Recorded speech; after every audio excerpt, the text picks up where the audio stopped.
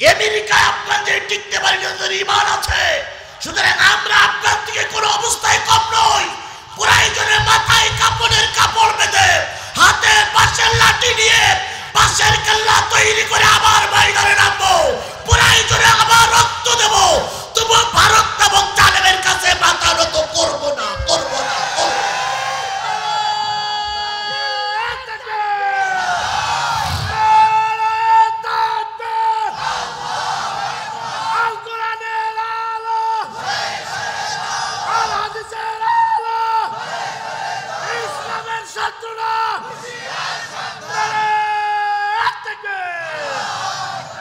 আমরা যখন শেখ হাসিনা তারা তখন ভারতের কিছু লোক বললে আমাদের পেঁয়াজ দেবে না, আলু দেবে না। তার ভিতরে একজন হলো শুভেন্দ্র অধিকারী না, বিজেপির নেতা। আর একজন আছে কি ময়ূক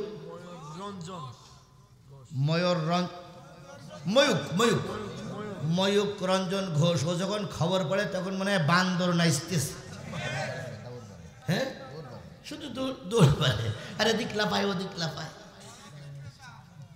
হ্যাঁ, মলম বিক্রি। গতকালকে শুভেন্দ্র অধিকারীর বাড়িতে শুভেন্দ্র অধিকারীকে মানুষ জুতা পিটা করেছে, জুতা পিটা করেছে, ভয়ে পালাই গেছে থানায়।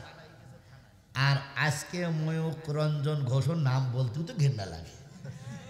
ওরে আজকে মোটামুটি ওর বাড়ি চারিপাশে ঘেরাও করেছে, তারপরে বাড়ি ঘরদর ভেঙেছে। আলু ওখানে বিক্রি হচ্ছে 3 টাকা করে কেজি, কারণ আলু ওই দেশের লোক কেউ কিনতেছে না, আমার দেশেও আমরা নিচ্ছি না। বাধ্য হয়ে ওদের দেশে এখন বিপদ বেঁধে গেছে। ওদের আমাদের বিপদে ফেলতে চাইছিল, বিপদ এখন তোমাদের ঘাড়ের পরে, এখন তোমরাই সামলাও। ওদিক 7 রাজ্যের 1 রাজ্য স্বাধীনতা ঘোষণার দ্বার প্রান্তে, 7 রাজ্যের 1 রাজ্য স্বাধীনতা ঘোষণার দ্বার প্রান্তে।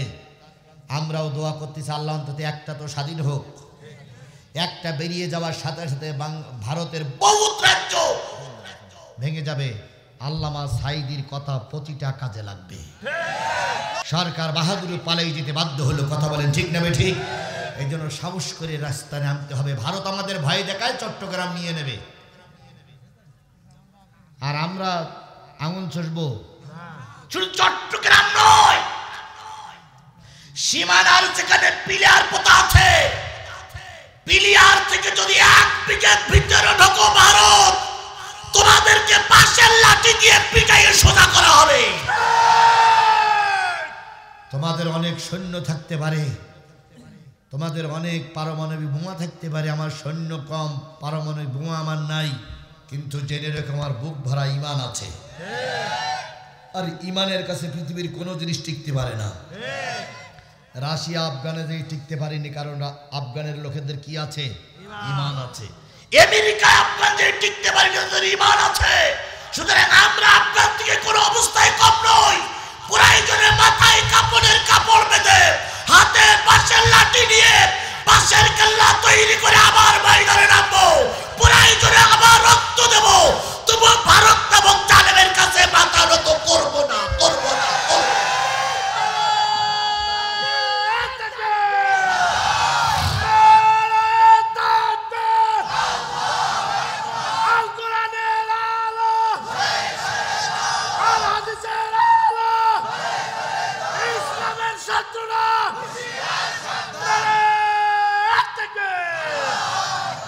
আমরা যখন শেখ হাসিনা তারা তখন ভারতের কিছু লোক বললে আমাদের পেঁয়াজ দেবে না, আলু দেবে না।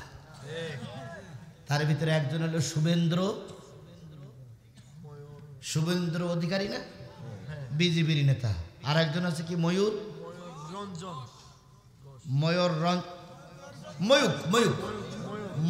রঞ্জন ঘোষ। ও যখন খবর পড়ে তখন মনে হয় বান্দর নাচতেছে, হ্যাঁ, শুধু দৌড় পারে, আরে দিকলা পায় ও দিকলা পায়,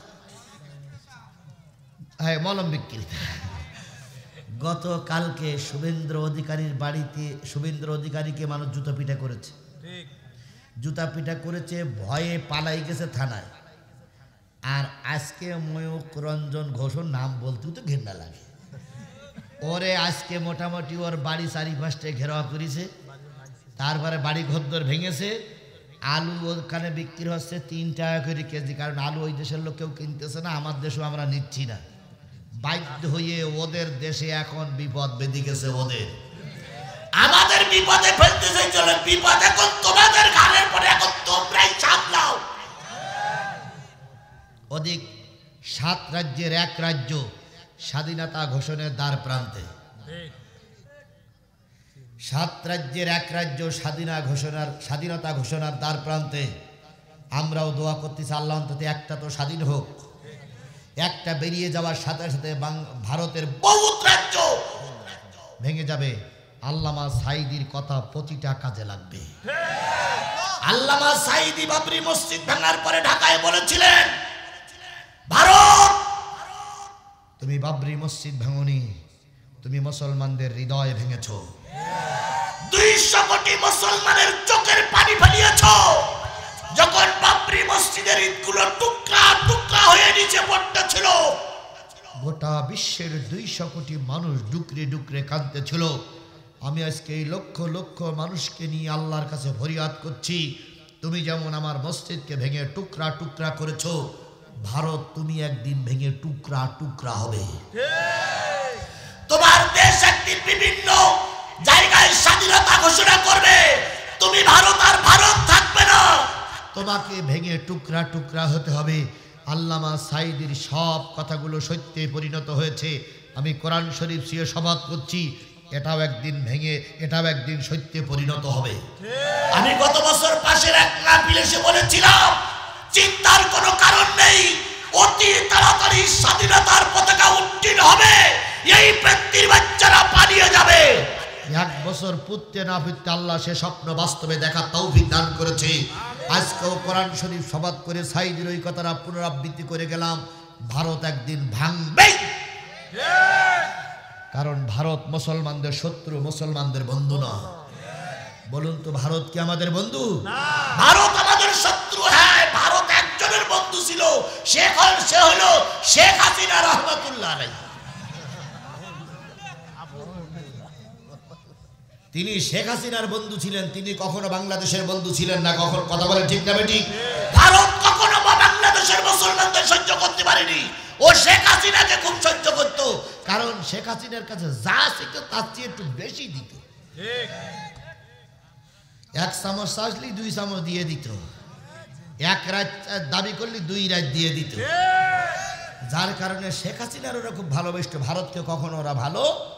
আমার ভাইয়েরা, আল্লাহ নবী দাঁড়ালেন, নবীর কাছে প্রথম প্রশ্ন, নবী সাল্লাল্লাহু আলাইহি সাল্লাম কি সুন্দরভাবে উত্তর দিলেন। কারণ হলো, যারা ভদ্র মানুষ হয় তাদের উত্তরগুলো ভদ্রই হয়। বিএনপি জামাতের ভিতরে যত ভদ্র নেতা আছে, আওয়ামী লীগের ভিতরে 1000-এও একটা লোক রকম নেই। কথা বলেন, কথা বলেন।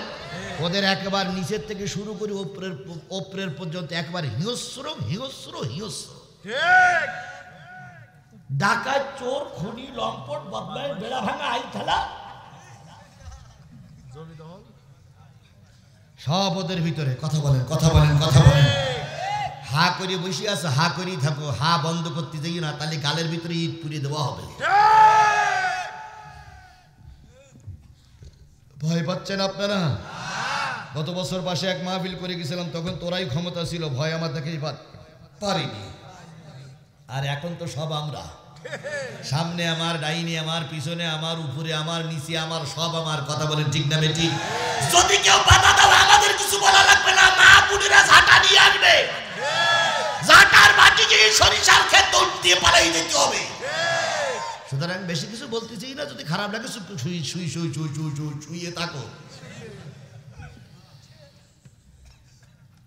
আমার ভাইয়েরা, নবীজির উত্তর শেষ। আপনি আল্লাহর নবী হয়ে থাকলে আমি আপনার কাছে 3টি প্রশ্ন করব। কি কি? শরিয়াত, মারফত, আধ্যাত্মিক। বলুন, আল্লাহ যদি আমার সহায় থাকে তাহলে আমি কি করব? উত্তর দেওয়ার জন্য চেষ্টা করব। কে সহায় থাকলে? আল্লাহ সহায় থাকলে। দেখেন, জ্ঞানী মানুষের কথা কিন্তু এরকমই হয়। আবু জেহেল বলতেছে শরিয়াতের প্রশ্ন করবো, মারফতের প্রশ্ন করবো, আধ্যাত্মিক প্রশ্ন করবো, ওটা তোমার ব্যাপার। তবে প্রশ্ন করার আগে হিসেব কিতাব করি প্রশ্ন করো। কেউ কিন্তু নবীর সঙ্গে প্রশ্ন করে নবীরে কিন্তু এই পর্যন্ত কেউ ঠকাতেই পারিনি। তুমি যে বেটা 7 বস্তা টাকা খেয়ে আই যাও, তা তুমি পারবা কি নাকি হিসেব কিতাব করেই প্রশ্নটা করো।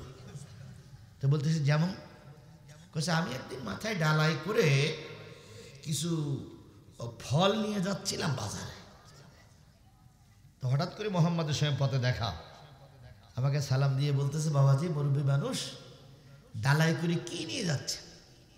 তা আমি চিন্তা করলাম এতিম মানুষ যদি বলি ফল তাহলে দুটো ছেলে সেই বসতে পারে, আর আমি সমাজের নেতা না দিলে কেমন একটা দেখা যায়।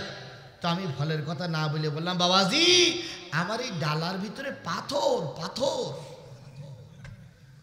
তো মোহাম্মদ বলছে পাথর বাজারে নিয়ে যাচ্ছে? হ্যাঁ এখন পাথর বিক্রি হয় জানো না। তো নবী শুধু আকাশের দিক তাকাই বললেন আপনি যেটা বলেছেন এইটাই যেন সত্য হয়। কোন দোয়া কালাম কিচ্ছু বলল না, সূরা ফাতিহাও পড়িনি, ইখলাসও পড়িনি, দুরূদও পড়িনি, শুধু মোহাম্মদ বললেন তাই যেন হয়। শোনো বড় হুজুর, আমি বাজারে গিয়ে ঝুড়ি উল্টুই দেখি সব পাথর, ওর ভিতরে একটাও ফল নেই। কাব ইবনে মালিক বলছে তাই? হ্যাঁ বাসা ধর। আরেকটা দিনের কথা শোনো, আমি একদিন নবীকে ঠকানোর জন্য হাতের ভিতরে একটা পাথর নিয়ে আসছিলাম। এসে নবী মোহাম্মদকে বললাম ভাতিজা বলো তোমার হাতের ভিতরে কি? ভাতিজা তখন বললেন চাচা আপনার হাতের ভিতরে যেটা আছে ওইটা যদি স্বীকার করে আর ওইটা যদি বলে হাতের ভিতরে কি তাহলে কি বিশ্বাস করবেন? কয় হ্যাঁ। এবার পাথর বলতেছে আমি হাতের ভিতরে পাথর আর আমি কালেমা পড়তেছি লা ইলাহা ইল্লাল্লাহু মুহাম্মাদুর রাসূলুল্লাহ। বলার সাথে সাথে পাথরটা জোরে জোরে দূরে নিক্ষেপ করলাম। আমি বুঝলাম পাথরেও নবী জাদু করতে জানে, এ কিন্তু সেই নবী। তাহলে হুজুরির আগের তো মন ভেঙে দেওয়া হচ্ছে না ভাই? আসছে হুজুর প্রশ্ন করতে, আগের তো হুজুরির এমন পাম্পটি দিতে হুজুরির মন এমনি ভেঙে গেছে। আচ্ছা হোক, টাকা তো হালাল করে নেওয়া লাগবে। আচ্ছা আপনি যদি আল্লাহর নবী হয়ে থাকেন তাহলে আমার একটা মুজিজা দেখেন। কি মুজিজা দেখতে চান? এসে কিছু কিন্তু কোরআনে এক্ষুনি ঢুকবো। কি মুজিজা দেখতে চান? কই আকাশের ওই যে চাঁদ, পূর্ণিমার চাঁদ মাথার পরে চাঁদটা একটু দ্বিখণ্ডিত করে দেখান। যদি আপনি চাঁদ দ্বিখণ্ডিত করতে পারেন তাহলে বুঝবো আপনি আল্লাহ নবী। আপনি কি শোনেন নাই মুসার লাঠিতে এরা নদীতে কি হয়ে গেছে? রাস্তা হয়ে গেছে। মুসা লাঠি ফেলাই দিলে সাপ হয়ে যায়। হযরত ঈসা আলাইহিস সালাম লাঠি ঠেকাই দিলে কুষ্ঠ রোগী ভালো হয়ে যায়, মৃত্যু রোগ জিন্দা হয়। আপনি যদি আল্লাহ নবী হন এই পূর্ণিমার চাঁদটা একটু দ্বিখণ্ডিত করে দেন।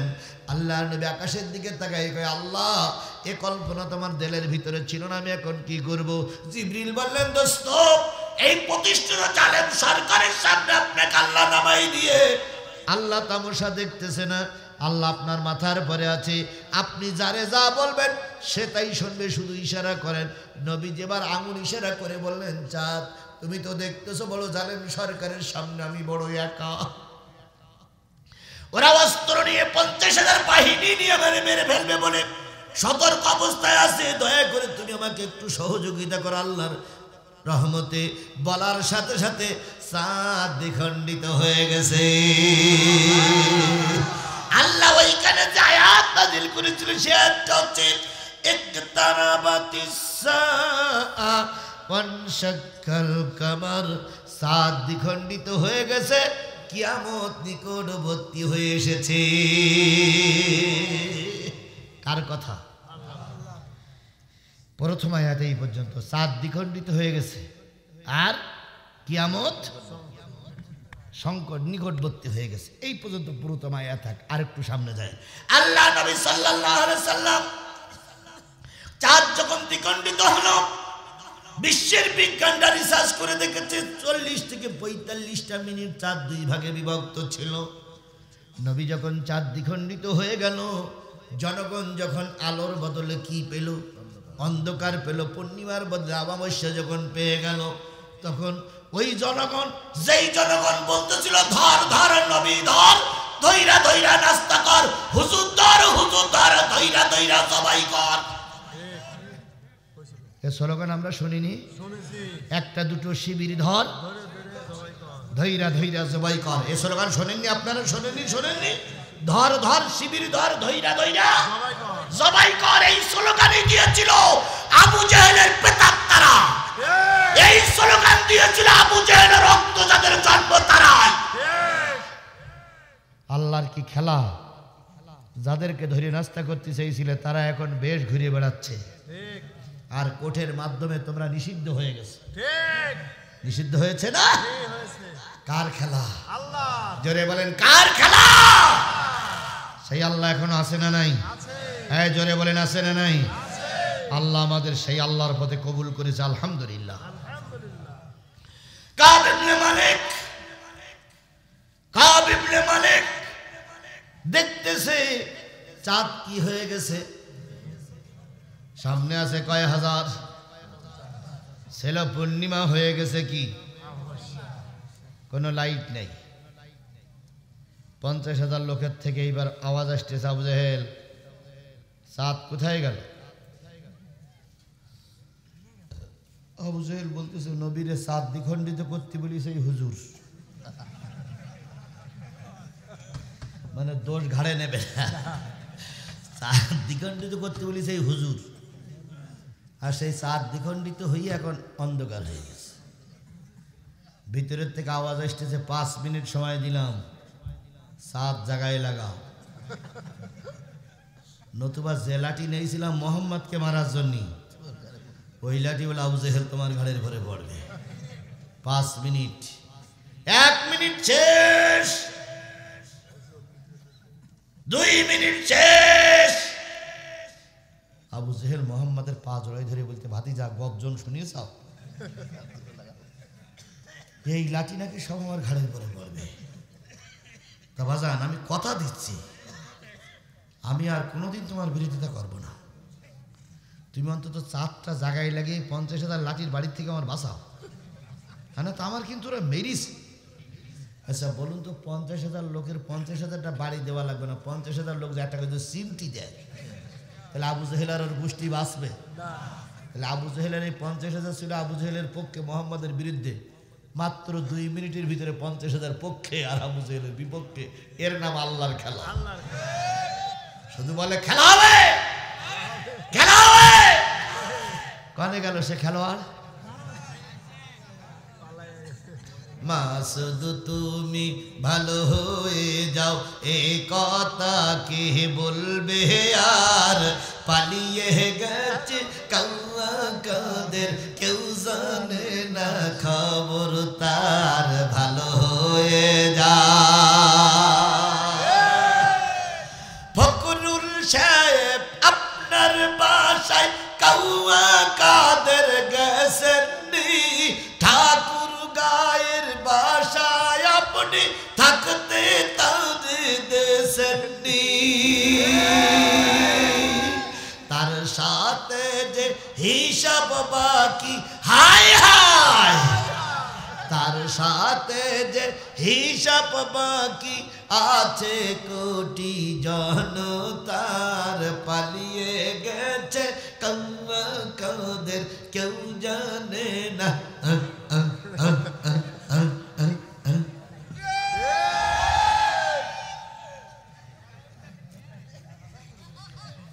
কয় মিনিট? 2 মিনিটের ভিতরে খেলা উল্টো।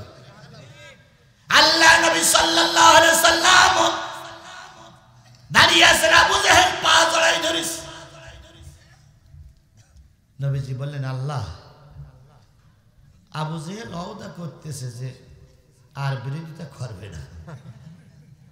আল্লাহ বলতেছে ফি কুলুবিহিম মারাদুন ফাজাদাহুমুল্লাহু মারাদান ওয়ালাহুম আযাবুন আলীমুম বিমা কানু, এদের অন্তরে মোহর বলে দেওয়া হয়েছে, এরা যত ভালো কাজই শুনুক হেদায়েত পাবে না। এরা মোহর মারা কিছু লোক এখানে আছে না? যাওয়ার সময় এরাই দেখবেন বিভিন্ন সমালোচনা করবে। 1 ঘন্টা 55 মিনিট ভালো কথা বললাম, দুটো একটা কথা মুখ ফসকে বেরিয়ে যেতেই পারে, সব কথা কিন্তু একরকম হয় না। হয়তো একটা কথা বেভাস কথা, একটা কথা হয়তো দৃষ্টিকটু কথা বাইর হয়েছে, ওইটাই নিয়েই সমালোচনা করবে। হুজুর এসে কথা বললো কেন? হুজুর এসে কথা বললো কেন? আরে বাবা, আমি 2 ঘন্টা কথা বলছি, এর ভিতরে একটা কথা তো বেভাস হতেই পারে। 1 ঘন্টা 59 মিনিটের বিচার করলে না, 1 মিনিটের একটা বেভাস কথা হয়েছে, সেইটা নিয়ে তুমি সমালোচনা করতেছো, সেইটা নিয়ে কাটি দেয়, শুধু কাটি দেয়, শুধু কাটি দেয়। আসো তো তুমি এখানে। আমি এসে যে কয়জন লোক পাইছিলাম, সেই কয়জন লোক এখনো মাঠে আছে না নাই? বরং আরো কিছু লোক নতুন আইছে। একটা লোক এখনো ময়দান ছেড়ে দেয়নি। ইতিমধ্যে আমার প্রায় 2 ঘন্টা আলোচনা হয়ে গেছে, একটা লোক এখনো ময়দান ছেড়ে দেয়নি। তুমি একটু 2 ঘন্টা কত ভালো দিন তুমি কেরাম পারো? শুক্রবারের দিন আধা ঘন্টা খুতবা দেয়, 12-13 মিনিট হয়ে গেল, শুধু কাশি দেয়। আর মসজিদে বলে পানিটা নিয়ে আসতে, পানিটা নিয়ে আসতে, পানিটা নিয়ে আসতে। আধা ঘন্টা খুতবা দিতে গেলে 12 মিনিট পরে পানির প্রয়োজন হয়। আর আমি 2 ঘন্টা কথা বলতেছি, মানুষ যায়নি, বরং মানুষ আরো আসতেছে। এগুলো বুঝতে হবে। আজকে যদি হুজুররা হুজুরদের দরদ বুঝতো, আল্লামা সাঈদী ফাঁসিতে ঝুলতো না। আজকে যদি হুজুররা হুজুরদের পক্ষে থাকতো, আগামী সংসদ হতো কোরআনের সংসদ। আমাদের দোষ, আমাদের ভুল, আমাদের মতন একদল মৌলবীরাই ধরে বেড়ায়। কথা বলেন, কথা বলেন, কথা বলেন। হ্যাঁ, আমি যে একেবারে নির্দোষ তা না, তারেক মনোয়ার যে একেবারে নির্দোষ তা না, আমির হামজা যে একেবারে নির্দোষ তা না, আমাদের মুরব্বী আজহারি যে একেবারে নির্দোষ তা না। দোষে গুণে মানুষ, তবে দোষটা দেখার আগে গুণটা দেখবা, তাহলে দোষের কথা সামনে আসবে না। কথা বলেন ঠিক না ঠিক? একটা গান গিয়ে দেহ ব্যবসায়ীওয়ালারা 5টা গান গিয়ে 2 লাখ টাকা নিয়ে যায়, তখন ফতোয়া আসে না। হুজুর যদি 2 টাকার জায়গায় 3 টাকা নেয়, হুজুর এত টাকা নিল কেন? তাহলে হুজুরের বউ বাচ্চা ভিক্ষে করুক, আর আমি কেন?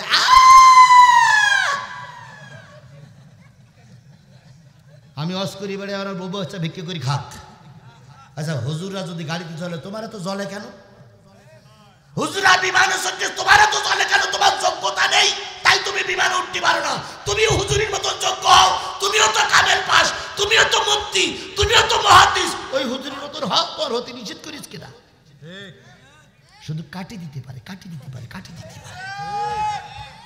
আসে না, আসে না, আসে না, এখানেই আছে, এখানেই আছে, এখানেই আছে।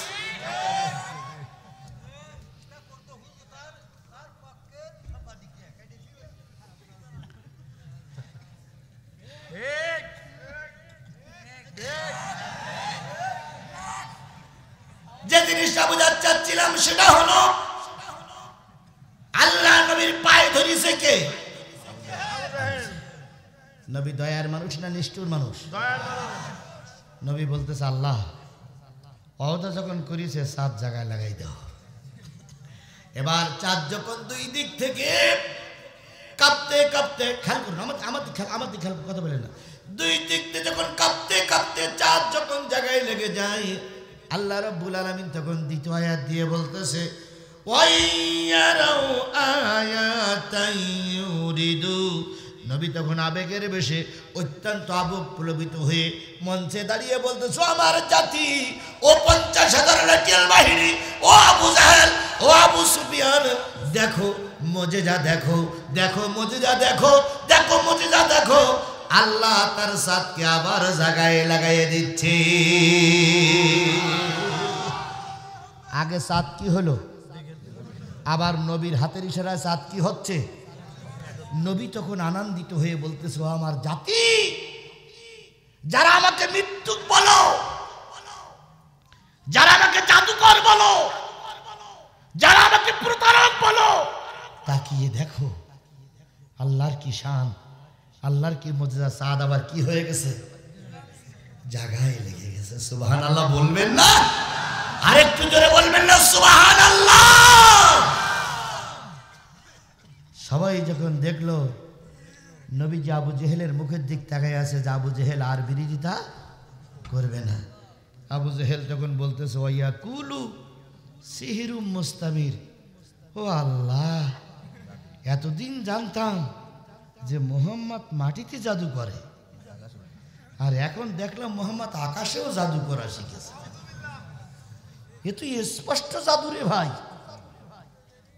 তাহলে মৃত্যুক যারা হয় তারা নবীর সামনে দাঁড়িয়েও কলেমা পড়িনি। কথা বলেন ঠিক না বেঠিক? নবীর কথায় হেদায়েত হয়নি, আর আমার কথায় যদি হেদায়েত পেয়ে যায় সবাই, তাহলে নবীর কথা অবিশ্বাস হয়ে যাবে না ভাই? এই জন্য যাদের কপালে হেদায়েত নেই, যতই আমি বলি তাদের হেদায়েত হবে না। আবু জেহেল বলল, বুঝেছি হুজুর, তুমি পারবা না। ফাও আমাদের সর্বনাশ করলে, এখন তুই বাবু চলে যাও, টাকাটা ফেরত দিয়ে যাও। কাব ইবনে মালিক বলতেছে, প্রশ্ন করতে চাইলাম কয়টা? তাতে একটা হইল, এখনো তো দুটো বাকি। আবু জেহেল বলতে, আমার মন বলতিস তুই পারবা না, তারপরে চেষ্টা করো, আমরা আছি তোমার সাথে। কাব ইবনে মালিক বলতেছে, মুহাম্মদ সাল্লাল্লাহু আলাইহি ওয়াসাল্লাম, বুঝলাম মুজিজা দেখাইছো, এবার একটা মারফতি প্রশ্ন করি, বলো তো আমার ছেলে মেয়ে কয়জন? এটা কি প্রশ্ন? মারফতি প্রশ্ন, আমার ছেলে মেয়ে কয়জন? মুরব্বী মুরব্বী মুরব্বী, একটু বসেন, হয়ে গেছে, আমি ঘড়ি দেখেছি, ভাই বসেন, হয়ে গেছে। মুরব্বী মুরব্বী,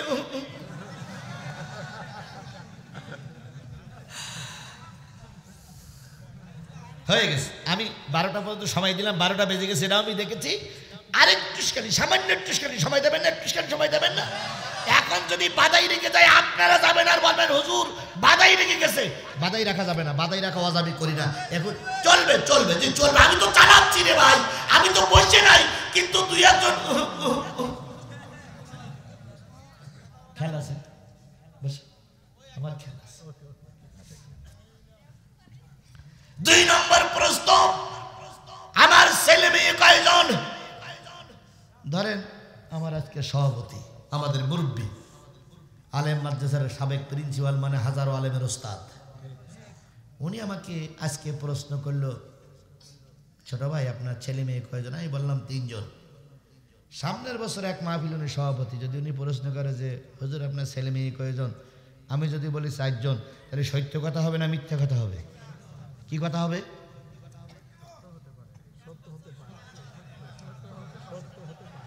আমি এবছর বলে গেছি কয়জন, সামনের বছর এসে বলতেছি কয়জন, তাহলে মিথ্যা হবে না সত্য হবে? সত্য হবে, কারণ আমি একবার এখনো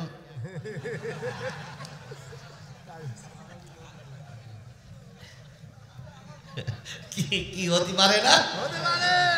আপনাদের ভাবি আরেকটা বাচ্চা দিতে পারে না? পারে না? তাহলে সত্য হবে।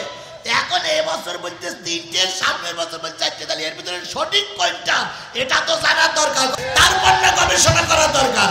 আল্লাহ নবী কত বিজ্ঞানী নবী ছিলেন, কত সঠিক দৃষ্টিবান নবী ছিলেন, কত প্রখর দৃষ্টিবান নবী ছিলেন। নবী চিন্তা করলেন, আমি যদি বলি আমার ছেলে মেয়ে 1 জন, অথবা যদি বলি 2 জন, অথবা যদি বলি 3 জন, টাকা খাওয়া হুজুর বলবে কথা সঠিক হয়নি, সাক্ষী প্রমাণ আমিও দিতে পারবো না। কিন্তু কেননা তিনি মদিনার মানুষ, তিনি যেটা বলবে এই 50,000 লোক বিশ্বাস করবে, আমি একা, আমার কথা কেউ বিশ্বাস করবে না।